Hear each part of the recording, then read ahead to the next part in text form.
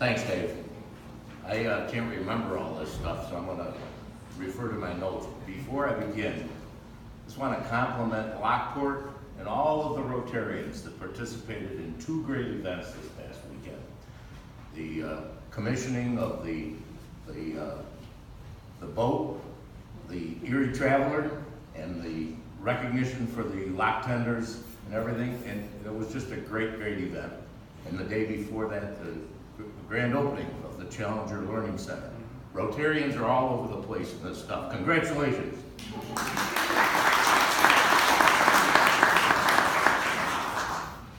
Dr. Jeff Schratz. Before I go on to talk about him, I want to tell you a little bit about how we go about this. Each year, we come together, the people that are members of the club and our Paul Harris Fellows, to talk about people who might be deserving of such an honor. This year, as we were discussing candidates, and there are many wonderful people in this community,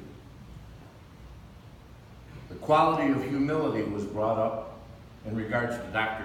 Jeff Schratz. One of our participants, well versed in the scriptures, paraphrased Proverbs 15:33. Humility comes before honor. I consulted with a few people that know Jeff well. Ellen, Mrs. Schratz, the Schratz kids, Pat Whalen, and Dr. Jim Shaw. Universally, Jeff is a humble, good guy. He's not some highfalutin, hoity-toity hotshot. One cool story that was brought to my attention was about one of his patients who was hospitalized for surgery just before his daughter was to be married. The hospital wouldn't let the man out because they didn't want to take the risks. But Dr. Schratz discharged him on his own, took him to the wedding, and stayed with him. He saw his daughter get married, and then he took him back.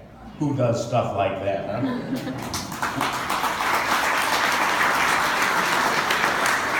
What a good man.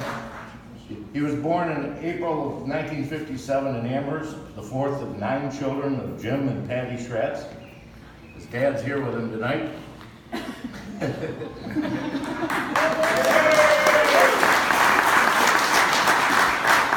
He attended St. Benedict's Grammar School, Canisius High School, and Williams College. He worked at the Harvard Medical School laboratories. After attending his first year of medical school at the University of Cincinnati, Jeff and Ellen, who had been dating for 10 years, were married in August of 1983. Ellen worked as a nurse in the hospital while he finished and graduated from the University of Cincinnati Medical School. He did his surgical residence at the University of Buffalo. He played hockey, Amherst Junior Knights, Canisius High School, Williams, and UC Club. Childhood friend and neighbor, Buffalo Niagara Medical Campus Rotarian Pat Whalen, who's here with us tonight. Raise your hand, Pat. Right. Oh, there he is. Once laughingly shared with the Rotary Club of Lockport that his mother wondered why he wasn't more like the Schratz boys. Dr. Schratz moved to Lockport in 1991 to start a private practice. He continues with Great Lakes Surgical Associates, Eastern Niagara Medical Hospital in Kenmore Mercy. He and Ellen are a dynamic and productive team in service to the community. Instrumental in the reopening of DeSales Catholic School, serving as a principal in the opening and development of the historic Palace Theater, which brings up another story. Paul Harris Fellow, Dr. Jim Shaw, right over here, shared the story from the early days of the Palace Theater when he and Jeff were out in a February blizzard holding a ladder for each other while they put the letters on the marquee. A surgeon and a dentist, whose hands are pretty important to them because there was no one else to do it. Says something about each of them. Good guys and probably a little crazy. He currently serves on the boards of the Historic Mill Race, the Historic Palace Theater, and the Lockport Heritage District. President of the Lockport Fire Board, an active member of All Saints Parish. He has 4 children, Matt, Connor, Peter, and Lizzie. It's worth mentioning that these 4 kids, highly intelligent, well-educated Catholic kids, would not need to be cajoled into attending Sunday Mass. But it is known that getting them to go to the 8:30 a.m. service with their parents is rewarded by a trip to Panera afterwards. Each of them provided meaningful narratives, which I'm sure Jeff will treasure. They're beautiful, well presented. I'll pick a couple of highlights. Matt told me the story about he was dealing with a project as a 12-year-old in which he was trying to find which kind of food would make the rats go through a maze the best. Unfortunately, between cats that kept eating the mice and one mouse that got sick, it seemed like he was really getting ready to die.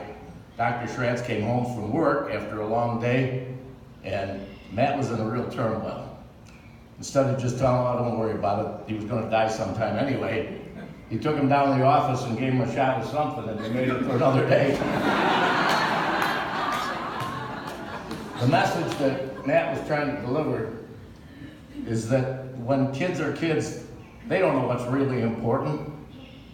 It was important to Dr. Schratz, and that's what Matt conveyed to me in his dialogue. Connor remembers his happiest childhood memories on Saturday and Sunday mornings in the winter. He would wake up, he said, although actually he was dragged out of bed, put in Dad's car, and they'd drive to Niagara Falls for hockey. He loved the game, but it really offered him an opportunity to be with his dad. It was all the time that they spent together in the car. His dad was doing something special for him in those rides and of those hockey games and practices. I hope to be able to do that for my children someday. Peter says there is one compliment that has been paid to him several times, and it outshines all the rest. And that's when people say to him, you get that from your dad. His work ethic. They like to do it-yourself home improvement projects. He tells people that his dad loves flipping houses, running a vacation home rental business, and brewing beer. They ask, is he a contractor or something? No, he's a doctor. He wrote good and honest. Not everyone was lucky enough to have parents that are such truly good people. Lizzie, who's here with us this evening, it's impossible to pick the one thing. She calls him her role model and the best father anyone could ever ask for. He helped her in biology, even though science wasn't her strength. Countless musicals, no doubt. Her dad's dedication to family and sense of community. Her mom and dad demonstrated every day the extreme importance of family.